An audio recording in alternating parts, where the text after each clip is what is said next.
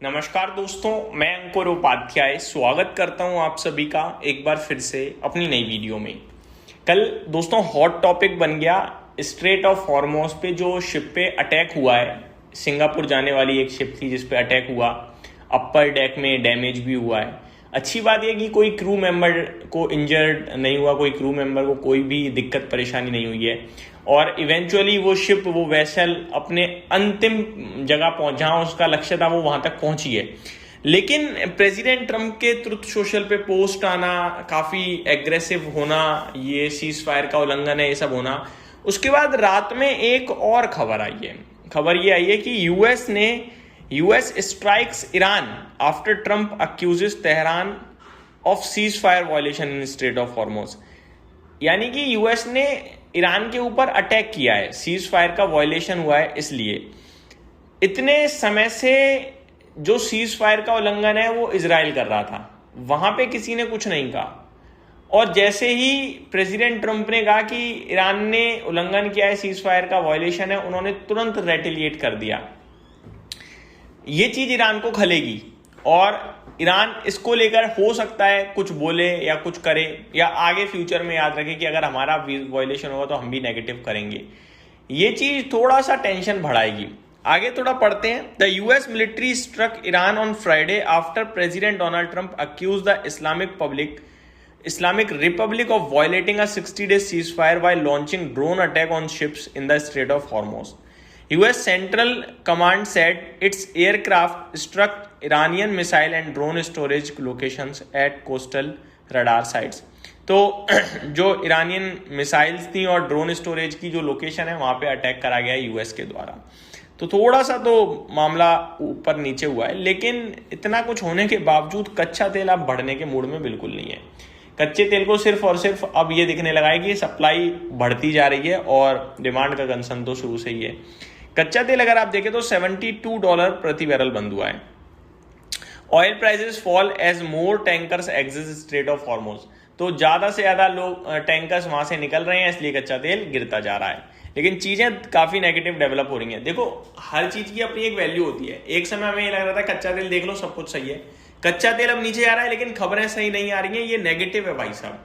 अब बाजार इस पे न्यूट्रल रहेगा, नेगेटिव रहेगा या पॉजिटिव होगा, वो मैं आपको अभी नहीं कह सकता, लेकिन इतना मैं कह सकता हूं कि ये सारी चीजें अभी जो पोजिशनल टर्म पे ना ऐसा लग रहा है कि यार इनके बीच में सुलह होना बहुत मुश्किल है।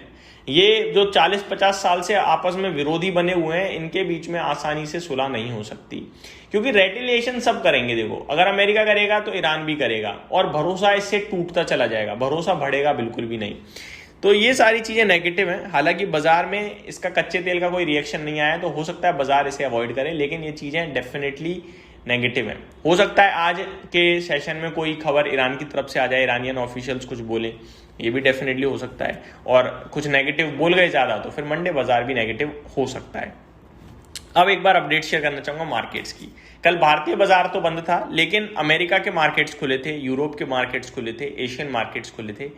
चौतरफा गिरावट हुई है कल के सेशन में। सबसे पहले अमेरिका से शुरुआत करता हूं। डाउ फ्लैट टू नेगेटिव बंद हुआ है, 50 पॉइंट गिरकर कह सकते हो अब बंद हो गया। नेस्डैक में 60 पॉइंट्स की गिरावट थी। S&P 500 बिल्कुल फ्लैट टू नेगेटिव बंद हुआ है। रसल 2000 फ्लैट टू पॉजिटिव बंद होता हुआ दिखा है।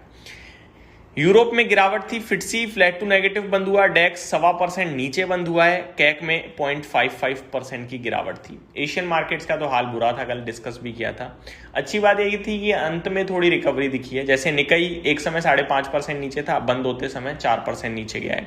शंघाई 2.25% नीचे, हैंगसेंग 0.25% नीचे, कॉस्पी लगभग 0.6% नीचे बंद हुआ है। एक समय 8.5% नीचे था। मलेशिया फ्लैट टू पॉजिटिव बंद हुआ है। ताइवान में 3.5% की बड़ी गिरावट देखने को मिली है। तो ये तो हो गया आपके लिए ग्लोबल मार्केट्स के इंडाइसेस। अब गोल्ड सिल्वर, यहाँ पे रिकवरी आ गई एट द एंड। जो मॉर्निंग में काफी ज्यादा वीक हो गया था चांदी स्पेशली, वहां पे रिकवरी दिखी और एट द एंड हरे निशान में बंद हुआ है चांदी, 1.5% ऊपर $59 प्रति आउंस पे। गोल्ड की बात करें तो ये $4100 प्रति आउंस के ऊपर निकला है दोबारा, और यहाँ भी 1.37% की तेजी आपको दिखी है। बिटकॉइन में भी हल्की रिकवरी आई है और $60,000 के दोबारा से ऊपर निकलता हुआ दिखा है बिटकॉइन इस समय आप सभी को। नेस्डेक फ्यूचर्स लगभग 450 पॉइंट नीचे दिख रहे हैं, 29,283 पे नेस्डेक फ्यूचर्स हैं। और अगर नॉर्मल नेस्डेक की बात करूं तो 25,300 पे दिख रहा है और नेस्डेक फ्यूचर्स 29,000। तो थोड़ा नेस्डेक फ्यूचर्स में कुछ अलग चाल दिख रही है। ये आई थिंक जो खबर है वो या तो पोस्ट मार्केट आई है, यूएस ने स्ट्राइक कर दिया उसके ऊपर ये चीज़, जिसकी वजह से शायद नेगेटिविटी ज़्यादा फैली है।